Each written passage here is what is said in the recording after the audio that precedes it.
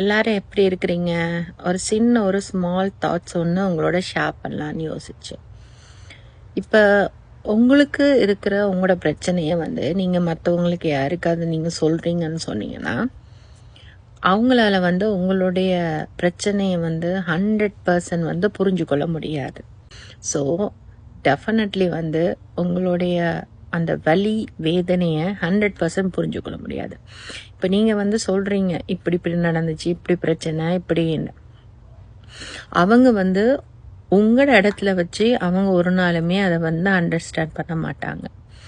சும்மா ஜஸ்ட் சும்மா ஒரு ஒரு ஒரு அந்த பிரச்சனையை அந்த அந்த அப்படி கேட்கணுன்றதுக்காக கேட்பாங்க, இல்லைன்னு இல்லை, அக்கறையாக கேட்பாங்க. பட் ஆனால் அந்த இடத்துல உங்களோட இடத்துல இருந்து உங்கள மாதிரி யோசிக்க மாட்டாங்க. ஏன்னா அந்த பிரச்சனை அவங்களுக்கு வந்தால் தான் அதோட வலி அவங்களுக்கு விளங்கும். ஸோ எந்த ஒரு பிரச்சனையும் அவங்க அனுபவிச்சாதான் அதோட வலியும் அதோட அந்த ஃபீலிங்கும் விளங்கி கொள்வாங்க. ஸோ அதனால் உங்களுடைய பிரச்சனையை நீங்கள் மற்றவங்கள்ட்ட போய் சொல்கிறதுல ஒன்றுமே இல்லை. நார்மலாக சொல்லுவாங்க, ஒரு பிரச்சனை நீங்கள் சொன்னீங்கன்னா உங்களுக்கு மனசுக்கு ஆறுதலாக இருக்கும், மனசெல்லாம் எம்டியாக இருக்கும். லைக் எம்டி ஆகிற விஷயம், அதாவது மனசில் உள்ள கவலைகள் வெளியே போட்டோன்னே நம்ம ஒரு ரிலாக்ஸாக ஒரு ஃபீலிங் ஒரு குட்டாக இருக்கிறது விஷயம் ஓகே. பட் ஆனால் அதில் எந்த ஒரு விதமான ஒரு பயனும் இல்லைன்னு சொன்னால் நாங்கள் சொல்கிறத விட சொல்லாமல் இருக்கிறது பெஸ்ட் ஐடியா. ஒரு சிலவங்க இருக்கிறாங்க, எப்படின்னு சொன்னால் மற்றவங்களோட பிரச்சனையை கேட்குறதுல அவ்வளோ ஆர்வம் இருக்கும், ரைட்? அதில் குளிர் காய்கிறது, சந்தோஷம் அடைகிறது இருக்கும். ஸோ இதை தெரியாமல் நம்ம நம்ம பிரச்சனையை நாம் சொல்லுவோம், அவங்க இதை தான் ஒரு சாட்டாக நினச்சி உள்ளுக்குள்ளே குளிர் காஞ்சு கொண்டிருப்பாங்க. ஸோ அதனால் எதை சொன்னாலுமே நீங்கள் மற்றவங்கக்கிட்ட யோசித்து சொல்லுங்கள். ஸோ உங்களுடைய பிரச்சனையை நீங்கள் தான் சால்வ் பண்ணி நீங்கள் தான் அது சரியான முறையில் தீர்க்கணும். ஸோ இது போய் இன்னொரு ஆக்கள்கிட்ட சொல்லி வேலை இல்லை. ஏன்னா அங்காலேருந்து எந்த அண்டர்ஸ்டாண்டிங்கும் எந்த ஃபீலிங்கும் வராது. அதோட இன்னொன்று இருக்குது, நம்ம சில விஷயத்த சொல்ல போவோம், அவங்க எங்களுக்கு அட்வைஸ் பண்ணுவாங்க. ஆனால் அந்த அட்வைஸ் எங்களுக்கு தான் தெரியும், அது அவங்க சொல்கிற அட்வைஸ் சில நேரங்களில் சிலதுகள் சரி வராது.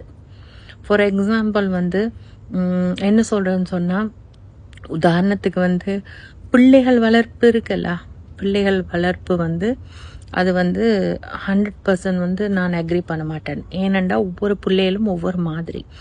அங்கே அந்த பிள்ளைகளை பற்றி அவங்க அம்மா அப்பா அம்மாளுக்கு தான் தெரியும். ஸோ ஒரு பிள்ளை செய்கிற இதை நாங்கள் எங்களோட பிள்ளைகளுக்கு செய்ய முடியாது. ஈவன் அதே மாதிரி தான் ஹஸ்பண்ட் ஒய்ஃப். சில விஷயங்கள் நார்மலாக வரும், பட் சில விஷயங்கள் ஒத்து வராது, ரைட்? ஏன்னா எங்களுக்கு தெரியாது உண்மையிலே ஹஸ்பண்ட் ஒய்ஃப் ரெண்டு பக்கமுமே சில விஷயங்கள் நாங்கள் கேட்டு தான் நாங்கள் ஒரு நல்ல ஒரு முடிவுக்கு வரலாம், சரியா? ஸோ அவங்க ரெண்டு பேரோட மேலே என்ன இருக்குது எப்படி இருக்குன்னு தெரியாது. ஸோ அதனால் சில விஷயங்கள் ஓகே சொல்கிறது ஓகே, பட் ஆனால் எல்லா விஷயங்களும் எல்லாம் சரி வராது.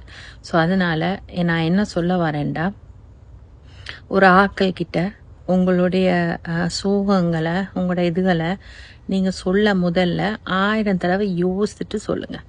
ஏன்னா அதால் எந்த பிரயோசனம் இல்லைன்னு சொன்னால் நத்திங். ஸோ ஒரே ஒரு வழி, கடவுள் மேலே முறையிடுங்க. கடவுள் ஒருத்தர் தான் உங்களுக்கு உண்மையிலே ஆறுதல். ஏனண்டா அவரால் தான் மட்டும்தான் உங்களைய நல்லா புரிஞ்சு கொள்ள முடியும். ஏன்னா உங்களைய படைச்சவர் அவர் தான். ஸோ அதனால் உங்களுடைய ஒவ்வொரு அசைவுலேருந்து ஒவ்வொரு இதில் எல்லா விஷயங்களையும் நுட்பமாக அறிஞ்சவர் அவர் ஒருவர் தான்.